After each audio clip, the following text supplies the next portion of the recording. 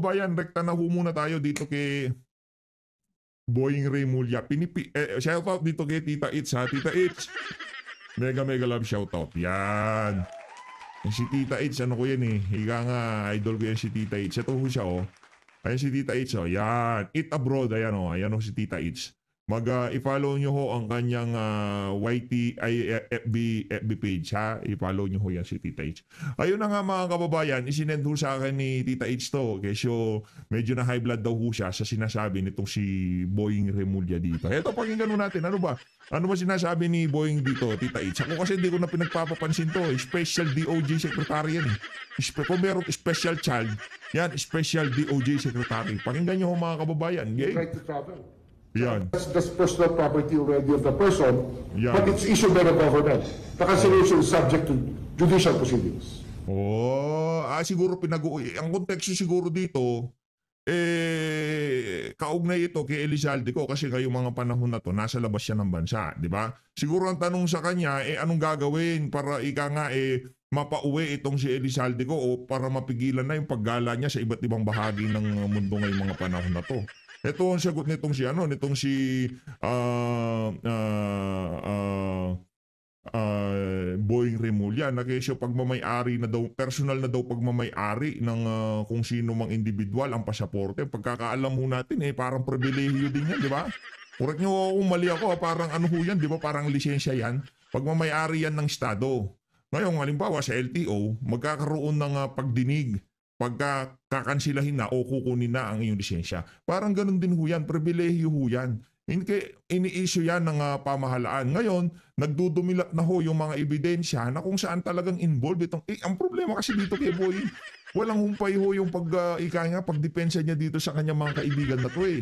Kay Martin Romualdez, kay Elizalde ko. Kahit siyang beses lang, Secretary Boying Remulla, para sa tao naman ho kayo, tigilan nyo na ho yung pag-ano nyo na yan. Yung pagmamaniobra nyo na yan, sa bagay, pagkadiniin mo nga na pala itong si Elizalde ko. Kasi napaka silang make or break ho sila ngayong mga panahon na to. Ganito, halimbawa, hindi niya kinampihan itong si Elizalde ko. Talagang pinagpilitan nilang mapauwi itong si Elizalde ko. Ang mangyayari, siguro, ngayon pa lang konektado na si Martin Romualdez, lalong madidiin itong si Martin Romualdez. Lalo ho siyang madidiin. Ngayon, pag nadiin si Martin Romualdez, yung pangarap nilang maging presidente si Martin Romualdez para hindi maging presidente si BP Sara. Kasi pagka naging presidente si BP Sara, sinisigurado ko may stress ka, Boying Remulla. May stress ho yung mama na yan, 100%, 110%. Matagal na yung tatlong oras na tulog pagkagabi nitong sa mama na to pagka naging presidente si BP Sara. Yun ang sinisigurado ko sa inyo mga kababayan. At inaabangan ko yung mga panahon na yun. At kung sakaling makulong itong mama na to, dahil sa mga kabalbalang pinagagawa niya ngayong mga panahon na to, hindi ho natin nanaisin kung sakaling magkasakit siya at hindi siya hayaang palayain o mag-hospital arrest nga. Di ho natin gagawin yung ginagawa ng administrasyon na to kay dating Pangulong Rodrigo Duterte ngayong mga panahon na to. Huwag kang mag-alala, Boying ha. Konting panahon na lang at magiging presidente na si BP Sara. Alam naman namin ang takot nyo na ayaw nyong pauwiin si Elizalde ko dahil puputok lahat ng kabalbalan na to at sigurado maikukonekta sa mga Remulla ay sa mga Romualdez at mga Marcos. Pag nagkataon kung sino man ang kanilang kandidato sa 2028, yari kayong lahat dyan, di ba? O yan lang ho talaga. Huwag umuwi si Elizalde ko. Yun lang ho ang kanilang plano ngayong mga panahon na to. Hindi pwedeng pauwiin itong si Elizalde ko. Mantagan nyo, napakabilis lang naman. Cancelan nyo ng passport. Di na makakalis siya kung nasaan man siya. Makipag-ugnayan sa Interpol para kalad ka rin siya kagaya nung ginawa dito kay Arnie Tevez. Di ba? Doon kayo magaling. Doon kayo expert, di ba? Yung red notice, blue notice. Diyan kayo magaling. Bakit hindi nyo paganahin ngayon? O Tita H, may love shoutout. Maraming salamat sa isinend mo na yan.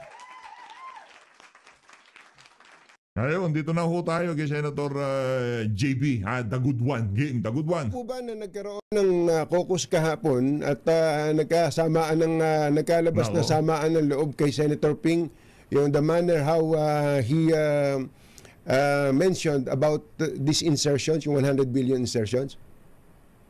Well, siyempre, kailangan natural kasi parang ang lumabas talaga. Kung babasahin yung headlines, parang siyempre hindi naman naintindihan ng lahat ng tao yung budget process. Pag sinabi mo kasi insertions ngayon, ang akala ng tao parang binulsa mo na sa iyo yun, hindi po, no? Sinabi ni kumbaga natatak sa utak ng ating mga kababayan na pagka-insertion napakapangit na dahil dun sa mga pinagagawa ni Martin Romualdez at nitong si Zaldico. Ngayon, siguro balak din nila mag-insert dito sa 20th Congress kaya kailangan, 'di ba? Hindi dapat masama yung insertion. Yung insertion amendment lang 'yan. Dahil sigurado dito sa 2026 budget, mark my word, marami pa rin ng insertion. Hindi nyo pa ba nakikita yung naratibo nila? Hindi nyo pa ba nababasa yung kanilang lalaro dito sa issue na to? From hindi ko tinanggap yung offer nitong si Cathy Cabral, tapos sabay lahat naman ng mga senador merong insertion, sabay bawi itong si Soto na ang ika nga yung salitang kasing kahulugan nitong insertion, amendment. Ganyan ho sila mga kababayan. Siyempre, ano ho ba tayo ngayon? Budget season. Ano bang mangyayari pagka budget season? Siyempre, singitan yan. Alangan naman, di ba? Ang daming lalapitan sa kanilang mga mayor, mga kapitan, di ba? Paano ba yan, sir? Yung ano namin, yung ilog namin, umaapaw na. Ano gagawin natin? Flood control. Ano natin gagawin? Wala naman sa NEP yan. Insertion, di ba? Kaya kailangan, hindi masamang insertion. Ganyan lang ho tayo paikutin itong mga, nasa inyo naman ho yan. Kung ika nga sasabay kayo sa saliw ng tugtugin nitong si Soto at nitong si Lacson. Wag mo kayo, pagka lumabas sa bunganga ni Soto at nitong si Lacson, wag mo kayo maniwala. Mga puppet ho yan ni Martin Romualdez kung anong gustong sayaw, kung anong gustong galaw nitong si Martin Romualdez, igagalaw nitong dalawang puppet na to. ni Senator Lacson na sinasabi niya, kina-qualify po niya, no? Kinorek niya na meron daw, hindi lahat ay meron na siyang correction na not all amendments are bad.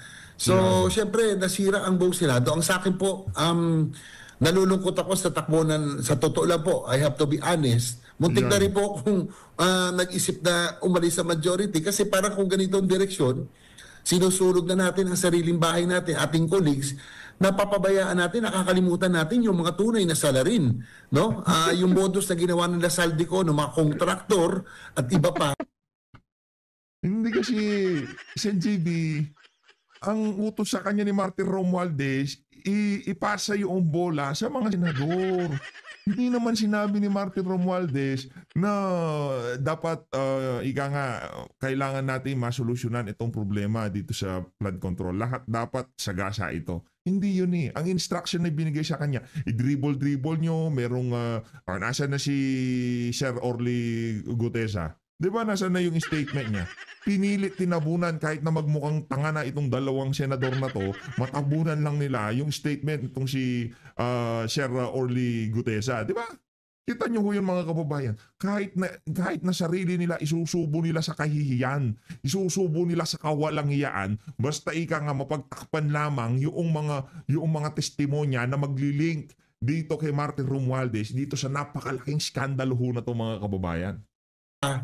Parang nawawala nakapokus sa Senado kung sino yung susunod na babanggitin. So sana po ay maging mas maayos ngayon dahil masyado na mainit, kailangan merong resulta ito.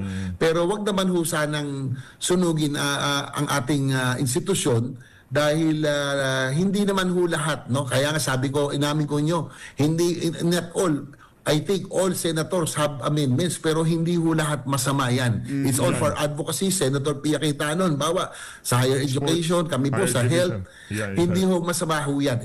Inamin po natin. Personally, PH update, tatanungin nyo ba ako kung masama yan o maganda yan? Tayo, depende kung sino nag-i-insert. Depende kung ang nag-i-insert yan, si Martin Romualdez at itong si Zaldico, manalangin na ho kayo. Magdasal na ho kayo. Lahat ng dasal na Latin na alam nyo, isa-isahin nyo na. 5 beses na ama namin na Latin siya. Anak ng to, kaya riho kayo dyan. Pagka ang nagsingit na sa budget, si Zaldico at yan si Martin Romualdez, magkakandaloko-loko yan sigurado. Depende. Kunyari naman, magsingit sa budget. Halimbawa, itong si, bigay tayo ng magandang halimbawa dyan. Yang si Senator, sino ba? PH, wala akong maisip. Meron naman, kayo naman. Sino ba? Bala nga dyan. Kayo talaga. Natin, it's a part of our job. Senator Yun. JB Ejercito, maraming Ayun na nga, maraming salamat, Senator JV Ejercito. Punta naman ho tayo dito kay Congress Meow. Ito naman si Lacson. Oy, Lacson, huwag kang masyadong pikon. Masyado kang pikon. Noong si Senator Rodante Marcoleta, linabasan ng balita dyan sa Billionaire News Channel. Talagang, alam naman namin. Nasa bakod nyo ang nagpalabas ng balita na hindi ko sinasabing si Ping Lacson nasa bakod nyo, nasa bakod ng mga individual na gustong protektahan si Martin Romualdez. Hindi ko sinasabing si Ping Lacson. Yung tipong pilit na kinokonekta yung independent director na kesyo delikadesa daw, dapat tumigil itong si Senator Rodante Marcoleta. Yung tangang reporter, yung kasama sa picture nito si Martin Romualdez. Di ba? Ang labo ng mga kababayan. Ngayon ho, nagalit ho siya dito kay Congress Meow. Dito kay Kiko Barsaga. Nagalit ho itong si Ping Lacson. Ito ang pinakahuling balita dito sa galit niya. Nagalit si Ping Lacson kasi pinakitahan ng larawan. Ngayon, siyempre, yung mga kababayan nating netizen, malilikot ang utak Malilikot ang utak. Pero hindi si Lacson ang sinasabi kong tinutuko. Yan, dapat ganun ka, PH. Ayusin mo kasi. Linawin mo muna. Itong post na to ni Congress Meow, hindi naman ibig sabihin, yan si Senator Ping Lacson. Base ho kasi sa teka lang, lakihan ko mga kababayan lakihan ho natin para ika nga solidong-solido. O yan, ito, yan, okay. O yan, yan. Hindi, itong post na to, kasi ganito ho yan mga kababayan, nag-post itong si Congress Meow. Okay? Congress Meow nag-post. Sinasabi nitong si Ping Lacson, hindi niya kilala mga diskaya. Maya-maya merong lumabas na picture na, ba't kasama mo sa picture? Bakit hindi mo kakilala? Ano yan? Katangahan na naman? Tapos, kanina, 1 hour ago, nag-post itong si Congress Meow. Ang pinakahuling binira, talagang ginudngod nitong si Congress Meow sa mga recent post niya, walang iba itong si Ping Lacson. Ngayon, hindi ko sinasabing si Ping Lacson to malinaw siya na hindi kayo ang tinutukoy ko dito, okay? Nagkataon lang na nabanatan kayo doon sa post ni Congress Meow. Ngayon, nakakatanggap daw di umano ng my intelligence network has informed me that that a certain senator is plotting to end my life. Hindi congressman, senator. Hindi congressman, linawin natin. Kasi maraming binibira yan. Martin Romualdez, Saldico, Marcos Jr. Di ba? Maraming binibira yan si Congress Meow. Marami ho siyang binabanatan ngayong mga panahon na to. Lininaw ho niya, hindi certain politician. Certain senator. Sino kaya sa mga senador? Hindi natin alam. Ikaw ba yan, Senator Rodante Marcoleta? Hindi ko ho alam mga kababayan. Sinasabi ko, hindi ko alam. Sino kaya itong nagpaplano para ng masama dito kay Congress Meow? Sino kayang senador ito? Para doon sa mga senador na nasaktan, hindi lang naman kayo ang nakadaupang palad nitong si Curly at Sara Vizcaya. Huwag kayong masyadong balat sibuyas. Anak ng tokwa, politika lang yan. Pagkatapos, sinasabi nyo, veterano kayo, makakapal makakapal ng balat nyo sa pagdating sa PTCC. Tapos, di ba, nakanti lang kayo ng konti, nag-iiyakan kayo, ang lalabo nyo, di ba? Tanaw nga tayo dito kay Senator Rodante Marcoleta, nakakaantong si Ito, kabado na dito si Soto, yung tipong, anumang oras, baka biglang meron tumayo, ibakante. Maraming galit dito kay Soto at kay Lacson, no? Masyado kasi silang garapal, masyado silang nagpaka-obvious na talagang pinagtatanggol nila itong si Martin Romualdez at itong si Marcos Jr. Saldico dito sa issue ng flood control. Sa totoo lang. Mr. President, to avail of the privilege, I move that we recognize Senator Rodante Marcoleta. Senator Dante Marcoleta is recognized.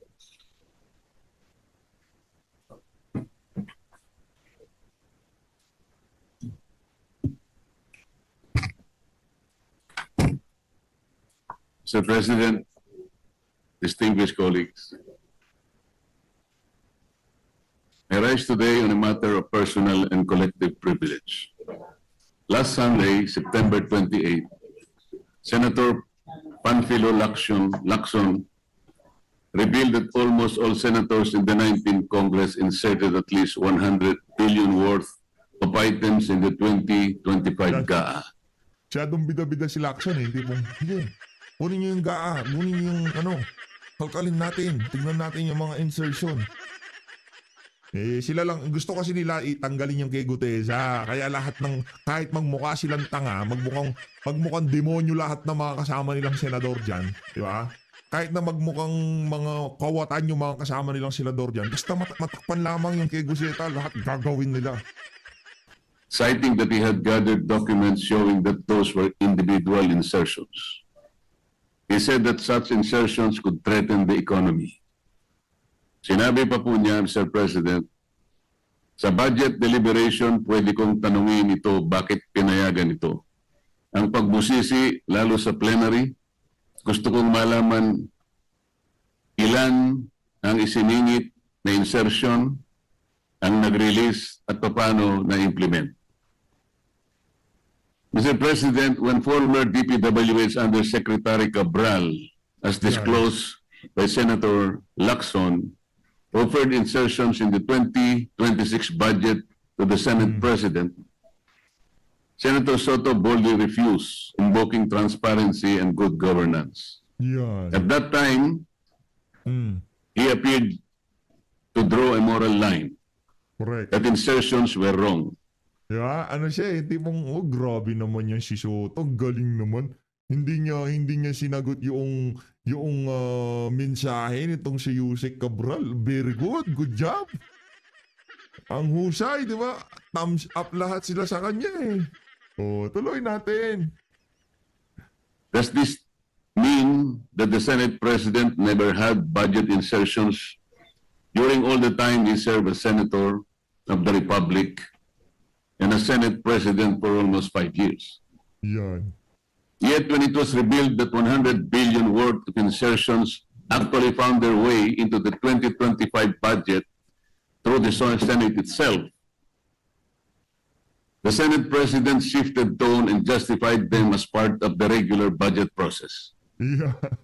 At the start of the plenary session last Monday, he even said, and I quote, "Amendments, insertions, or whatever you want to call it, whether individual or institutional, are part of the regular budget process." Yan. These seemingly inconsistent positions have once again stirred confusion not only within this chamber, but more importantly, among our people. Just yesterday, Mr. President, Senator Lacson clarified that he did not mean to put anyone on the spot, but expressed that this is a chance for both houses to heed to the public outrage against corruption. Yet the fact remains, his prior statements have already cast doubts and shadows, not just to the individuals he alluded to, but also to the integrity of this institution. Bawi kasi ito sila kasi sasabihin niya to, tapos pag yung tipong napaso siya, problema kasi talagang tinutustaho nila yung mismong Senado porket hindi sila kasama sa 19th Congress. Silang dalawa nitong si Soto, lahat ng kababuyan ginagawa nila ngayong mga panahon na to. Pero isipin niyo mga kababayan, kung kusali sila sa 19th Congress, at tingin niyo ba magsasalita sila ng ganyan? Si Lacson kasi pinipilit niyang ipakita ang kanyang sarili na siya yung isa sa pinakabanal na senador sa kasaysayan ng Pilipinas. Pinaka-uncorruptible. Sino kontraktor ng New Senate Building? Kumusta na yung New Senate Building? Ikaw ang utak nun, di ba? Walang yaka. Bilyon ho ang ginasta doon sa New Senate Building na yun. Hanggang sa ngayon, di pa tapos. Habang napakaraming nagugutom na Pilipino ang naisip ng mama na yan, magpagawa ng New Senate Building. Sino kaya kontraktor nun? Na-curious lang. His disclosure last Sunday ended up banners of newspapers Monday morning to the consternation of his colleagues. While a caucus was called in the afternoon of the same day to explain that it was not meant to put anyone on the spot but to heed the public outrage. Parang Parang nakikita ko na yung caucus yung tipong yung mga aso nitong nitong si Tuta Soto. Nandun sa gilid yan si si Ping Lacson, hindi yan yan si Bam Aquino, si Kiko Pangilinan, si Risa Hontiveros, tapos yung mga taga minority talaga nagsisigawan. Malinis ba kayo? Ang tanong. Ping Lacson, malinis ka ba? For sure, alam din ng mga kasama nila na mayroong kababuyan yung Ping Lacson na yan. Okay lang yan. Yan naman ang gusto ni Ping Lacson, yung binababoy siya sa social media, di ba? Basta lamang mapagtanggol niya si Martin Romualdez at itong si Marcos Jr. Ang pinakamagaling na presidente para dito kay Ping Lacson, walang iba kung hindi yan si Marcos Jr. We've got your back, sir. Don't worry. It's too late in the day, Mr. President. Mr. President, the confusion is further compounded. For years, Senator Lacson made it his moral crusade to denounce budget manipulations as the breeding ground of corruption, particularly infrastructure projects like flood control. He called them humongous budget insertions that fueled waste and abuse. But then in the wake of public outrage, instead of pressing for accountability and demanding justice for past misuse, he appeared to have abruptly shifted tone. After pontificating on the evils of insertions, he suddenly got off from his hobby horse of morality and simply urged both chambers to heed the public outrage. What does this mean, Mr. President? That after all the thunder, we simply move on. Yan. This inconsistency, first condemning insertions as corrupt, then quietly moving on without demanding redress, only deepens public distrust. Yan. Are we truly committed to reform, or merely staging rhetorical battles without the resolve to clean up the rot? This flip-flop erodes the consistency of our institutions' stand. Flip-flopper ka pa Are eh. insertions wrong, or are they right? If they are wrong, why did we allow them? If they are right, why did we deny them before? Mr. President, we must confront this issue not with rhetoric, but with clarity of principle. The Senate is tasked under the Constitution with the power of the purse and the vital function of oversight. But let me ask, is oversight synonymous with budget insertions? Or are insertions merely convenient vehicles for pork and patronage? Without a clear framework, we risk reducing this chamber to nothing more than a rubber stamp of the powers that be, thereby undermining the checks and balances carefully designed by the framers of our Constitution. The so-called flood control scandal illustrates the urgency of this clarification, Mr. President. For years, billions of pesos were poured into flood control projects. Yet today, every typhoon, every monsoon rain still brings massive flooding to our communities. Where did the money go? Were the projects properly planned and implemented, or were they merely vehicles for lump sum appropriations and political accommodations? If Senate oversight means anything, it must mean exposing these abuses.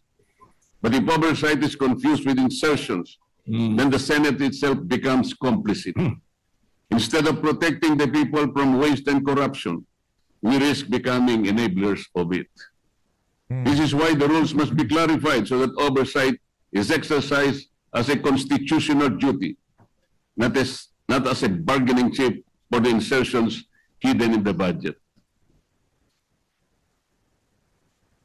Galing ho yan. Magaling yung si Senator Rodante Marcoleta. Pero ano ho ngayong mga panahon na to talagang Sen, nasa likod yung hosang bayan ng Pilipino. Yung kasi yung ano na yun yung reporter na yun. Pero kung kaharap lang natin yung dalawa, Sen, tapos akong kasama mo, naknanto ko makikipagbalagbagan ako sa'yo, Sen, sabihin ko sa'yo. Gusto niya ang dati kasi parang gusto niya makipag-away. Diba? Yung tipong, diba, tapang-tapang ng dating ng reporter eh. Yung tipong didibatihin mo. Sino pa kaya magpapa-interview dun sa tanga na yun, diba? Wala na hong politikong nasa matinong kaisipan na magpapa-interview dun. Paano ka magpapa-interview? Ang alam ko, hindi mo yung tipong Yun ang pananaw mo, hindi mo pwedeng ipakain doon sa interview mo. Mali ho yun mga kababayan. Kailanman hindi naging tama yun. Let's agree to disagree. Diba? Naman tokwa. Ganun lang naman ho yun mga kababayan. Ano magagawa mo? Yan ang pananaw mo sa buhay. Ako, abogado ako? Abogado ka ba? Ang pagkakaalam ko, yung description ng independent director nga ba? Kung ano may independent na yun, wala siyang interest sa kumpanya. Wala siyang alam sa day-to-day operation yan. Wala lahat, as in wala. O anong trabaho niya? In-explain ni Senator Rodante Marcoleta. Ngayon, yung sinasabi mo, hindi delikadesa, bakit naging reporter ka kung aso ka pala ni Martin Romuald ay nitong si Boying Remulla, di ba? Ganun lang naman yung mga kababayan. Kung delikadesa, huwag mong i-interviewin yung mga individual na kalaban ng mga kasama mo sa picture. Ganun lang naman yun. Ang dami kong nagalit doon sa reporter na yun. Sa social media, ang daming naghahanap sa kanya. Pakita sa akin. Ako makikipag-debate sa'yo. Mayroon ganun eh. Akong interview mo, tayong dalawang magdebate eh. Pagdebatihin natin yung mga kamaw natin. Di ba? Ganun. Meron akong lumasan ganun eh. Maraming galit doon sa reporter. Kaya, Dante, huwag kang masyadong ma-stress. Ika nga wala naman naniniwala doon sa unggoy na yun. Kailanman ano lang ulit po. Nakwenta yun. Mr. President, our people demand clarity. They demand consistency. Most of all, they demand accountability. The budget is not the private purse of politicians. It is the lifeblood of the nation. The flood control scandal is proof that unless we strengthen our oversight function, billions will continue to be wasted, and the Filipino people will continue to miserably suffer. I therefore urge this chamber to undertake a comprehensive review of our rules and practices on budget amendments and insertions. Yeah. To draw the line between legitimate oversight and illegitimate manipulation, and to reclaim the public trust in our stewardship of their hard-earned taxes. Let us not be remembered as the Senate that equivocated on principle. Let us be remembered as the Senate that stood firm for transparency, for integrity, and for the Constitution. Thank you, Mr. President. Palakpakan natin ang ating napakahusay na Vice President. Sa 2028 pa yun. Ayun naman, oo. Kayo ho ba mga kababayan, papipiliin ko ho kayo. Ito multiple choice lang naman to. Hindi. Ilagay nyo na. Kung sakaling tatakbo itong si VP Sara, given na yung presidente si VP Sara eh. Sure win na si VP Sara eh. At kung sino man makatandem niya, sure win na rin ho yan mga kababayan. Kung tatanungin ko ho kayo, ito tatlo lang yung bibigay ko sa inyong choices. Tatlo lang, pwedeng 4 siguro. Hindi, tatlohin na lang natin. Senator Rodante Marcoleta, Vice President sa 2028. Senator Christopher Bongo, Vice President sa 2028. Para malakas ang datingan talaga. Senator Robin Padilla, Vice President 2028. Ito, choices lang naman. Alam ko, yung iba dyan, ayaw nyo sa mga ano na to. Yung iba yan, nakasimangot na nakaganyan. Ba't kasama yan? Ba't ganun yan? Kaya nga, choices, multiple choice. Anak lang to ka. Kung ayaw nyo pumili, pwede na kayo umalis. Wala naman problema. Tapos na naman video natin. Hindi, joke lang kayo naman. Palakpakan natin yung mga kababayan natin na hanggang ngayong oras na to. Nandito pa rin sila sa ating sa bahagi ng video natin na to. Sino na ba? Senator Rodante Marcoleta, Senator Christopher Bongo, Senator Bato de la Rosa, Senator Robin Padilla, Senator Alan Peter Cayetano. O yan, 5 na ho pagpipilian. 5 na ho yan mga kababayan. Pero sa susunod na video natin, uulitin ho natin itong ating ikangas pa-survey na to. Maagang pa-survey ito, ikanga eh. Kung sino makakatandem nitong si VP Sara sa 2028 kasi malapit na ho yan. Gusto na ho natin maramdaman kung anong pulso ng ating mga kababayan. Senator Rodante Marcoleta, Senator Alan Peter Cayetano, Senator Bato de la Rosa, Senator Robin Padilla, o itong si Sen Christopher Sen Go. Pili lang ho kayo sa ano na to, sa 5 na to. Ito lang ang pagpipilian natin na magiging katandem nitong si VP Sara. Wala, siyempre hindi kasama si Marcos Jr. yan. Sinto-sinto yun eh. Di ba? Hindi naman, wala, puro kabangagan lang alam nun eh. Di ba? O baka naisipan niya, magbabayis kaya ako. Hindi siya pwede doon. Okay? As always, maraming salamat to. Para dito kay Senator GB, wag ko kayong magbitiw. Diyan sa majority, okay? Baka mabuwang yung mga kasama.